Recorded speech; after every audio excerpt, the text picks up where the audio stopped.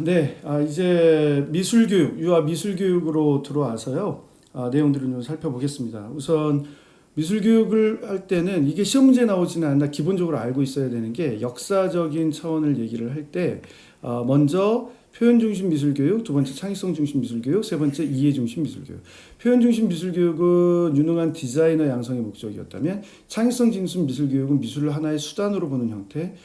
그래서 예컨대 심리학적인 부분의 하나의 일환으로서 확인을 했었던 정도가 많았다. 그러나 최근 들어서 사용되고 있는 것은 바로 이 학문 중심 교육과정 체제 안에서 들어가고 있는 미술을 하나의 지식적 체계라고 보는 이해 중심 미술 교육이다. 그렇기 때문에 들어가는 게 이제 지각 심리학에 대한 발달과 학문 중심 교육과정에 대한 내용들이 들어오면서 기초적으로 미학이라고 하는 부분, 미술 작품이 주는 의미도 찾게 되고요. 당연히 미술 제작, 주제에 대한 생각과 느낌을 어떻게 표현했는가, 그런 시대적 사조와 연관지어서 사회적이고 역사적이고 문화적인 탐구가 이루어졌는가 뿐만 아니라 최근 들어서 강조되고 있는 영역이 바로 이 부분입니다. 미술 비평이라고 하는 부분으로 가게 되는 거예요. 그래서 나오고 있는 얘기가 미술 작품에 대한 주제와 미적 요소, 미적 원리를 유아가 찾도록 할 수 있겠네요. 그래서 미술 감상 수업이라고 하는 것들이 나오게 되는 과정이다라고 보시면 돼요. 그럼에도 불구하고 미술 교육에 관련되어 있는 부분의 지도를 할 때 전통적으로 다음과 같은 유형들이 있다는 거죠. 대부분들이 다 뭐에 기반해 있느냐? 심리학적인 체제 안에 기반해 있다라고 하는 걸 볼 수가 있습니다. 그 심리학적 체제 안에서 설명을 하고 있기 때문에 봐야 되는 형태의 내용들이 다음과 같은 것들이 있어요. 첫 번째 내용은 바로 인지주의적인 형태의 접근이라고 하는 부분으로 보실 수 있습니다. 이름하여 인지발달 이론, 이건 대표적인 형태가 로엔펠트라는 것이죠. 이것으로 시험 문제에 나왔었던 것이 유아들은 아는 것을 그린다라고 보는 것, 투시적인 그림의 형태와 같은 것들, 개념이 발달해서 아는 것이 많아지면 전부 세배묘사와 복잡성, 정확성이 더 증가해 나가기 시작한다. 정신분석 이론도 시험 문제 출제가 되었었던 것이고, 느끼는 것을 그린다라고 보고 무의식적인 것에 대한 의식적인 표현으로 나타낼 수도 있겠다. 특히나 정석가가 드러나는 것들을 말한다. 지각 이론이라고 하는 부분으로 얘기하는 건 본대로 그린다라고 하는 것으로 얘기를 할 수 있겠고, 다시 말해서 지각의 분화가 이루어졌느냐 그렇지 않느냐, 분화되지 않은 전체로서 이해를 하느냐 그렇지 않느냐, 이런 부분을 얘기할 수 있겠고, 하나 더 남은 게 발생 반복 이론이라고 하는 것으로 개체 발생은 계통 발생을 반복한다라고 하는 형태의 것처럼 인류 발달 과정 안에서 일상적인 표현 양식이 비슷한 형태의 변화 과정을 거치게 된다라고 하는 것으로 얘기를 해둘 수가 있겠습니다. 그래서 미적 감각과 창의성을 키울 수 있는 것도 이런 쪽으로 설명을 하는 내용들이 하나 있어요. 자, 이제 로엔펠트에 대한 얘기로 좀 가보도록 하겠습니다. 나누기부터 시작해서 전도식기, 도식기, 또래 집단기, 의사실기, 결정기 등으로 가는 형태를 볼 수가 있겠고, 나누기에서는 다시 나눠져서 첫째, 무질서한 나누기, 둘째, 조절하는 나누기, 셋째, 명명하는 나누기 등으로 볼 수 있겠다. 우리가 이제 가장 중요하게 생각하는 건 앞에 조절하는 나누기까지는 충분히 여러분들이 이해가 되실 것 같고요. 이 명명하는 나누기에 해당되는 것이 핵심이다.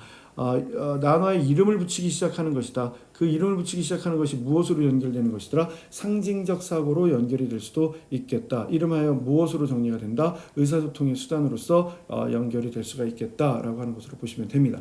로엔펠트 얘기하면서 가장 중요하게 다뤄지는 것 중에 하나는 개념화하고 있느냐인 거예요. 미술 표현을 개념화하고 있느냐를 얘기를 할 때 쓰는 말로 이 도식기라고 하는 형태의 표현을 쓰게 되는 거예요. 그 도식이 갖춰졌으면 도식기, 갖춰지지 않았으면 전도식기. 다시 말해서 개념이 완전성이 이루어지지 않은 상태라고 보는 거란 말이죠.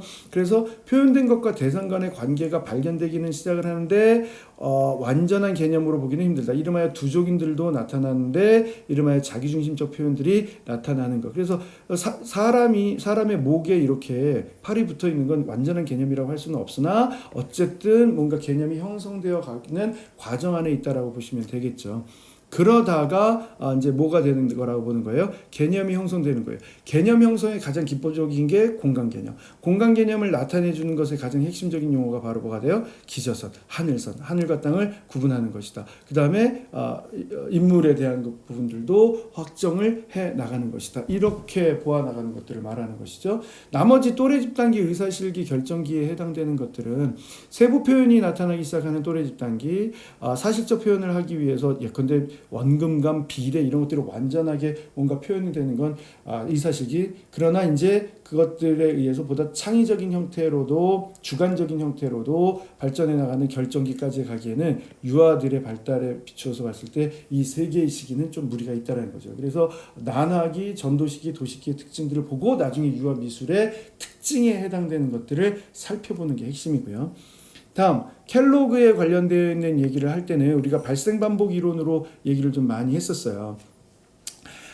고대에 살았던 사람들이 끄적이는 형태도 가졌다라고 본단 말이에요.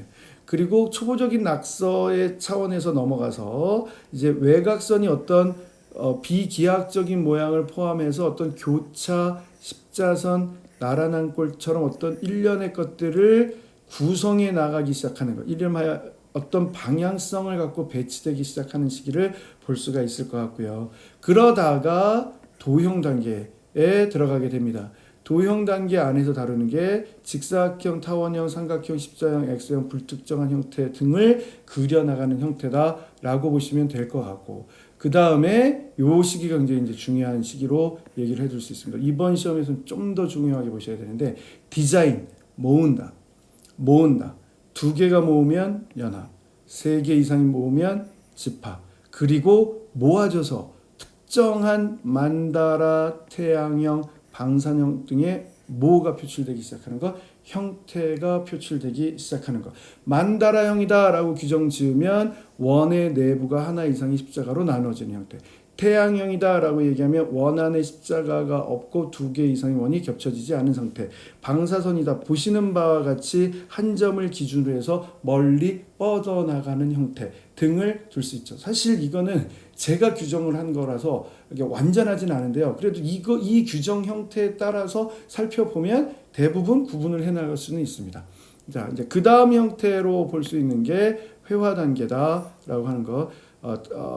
사람, 동물, 식물, 집, 건물, 그 밖의 사물들을 사실적으로 그려 나가기 위한 초보적인 형태.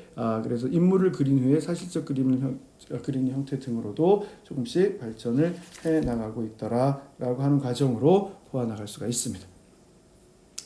다음에는 시릴버드와 리드 제목 수준에 좀 확인해 두시면 좋겠어요. 자, 첫 번째 뭐 낙서, 두 번째 뭐 선, 세 번째 묘사적 상징 시기. 요거가 인물의 모습이 상당히 정밀해지지만 아직 엉성한 도식으로서 형식적인 형태만을 얘기를 하고 있다. 그러다가 이제 묘사적 사실시기, 시각적 사실시기로 나타나는 것. 특히 묘사적 사실시기에서는 장식적 세부의 얼굴 측면에 묘사가 시도된다라고 하는 것들도 봐두셨으면 좋겠습니다. 시릴버드와 리드. 여기 사실적 시각 시기는 2차원적인 면은 윤곽선으로 사용되고 3차원적인 면은 입체 표면이 시도되기 시작한다라고 하는 것들도 하나 더 확인해 주시면 될 것 같습니다. 아동 미술의 성격이라고 하는 부분은 여러분들이 좀 보셔도 되겠습니다. 이 부분은 크게 모르는 그런 형태의 내용들은 좀 아니기 때문에 일단 성격적인 부분은 여러분들이 좀 보시고요. 이 뒷부분도 마찬가지로 아주 다양한 형태의 성격에 해당되는 것들도 봐주시면 되겠습니다. 자, 입체 표현도 다루셔야 되는 내용이에요. 일반적으로 얘기를 하면 탐색적 유의기와 평면적 상징기 등으로 나타난다.